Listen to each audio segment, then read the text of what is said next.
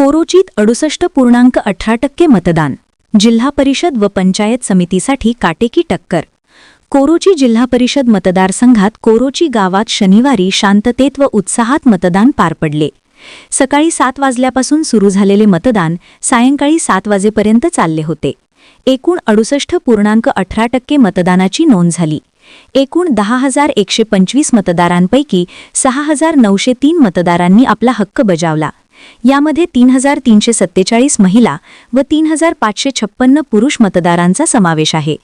जिल्हा परिषदेसाठी भारतीय जनता पार्टीच्या सानिका राहुल आवाडे व शिवशाहू महाविकास आघाडीच्या सौ दीपाली विनोद कोराणे यांच्यात जोरदार लढत पाहायला मिळाली.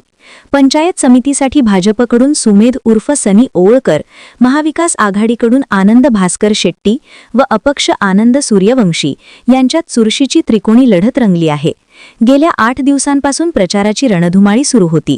दुपारी 2 वाजेपर्यंत मतदानाचा वेग संथ होता. मात्र दुपारी 4 नंतर मतदान केंद्रांवर मोठ्या रांगा लागल्या.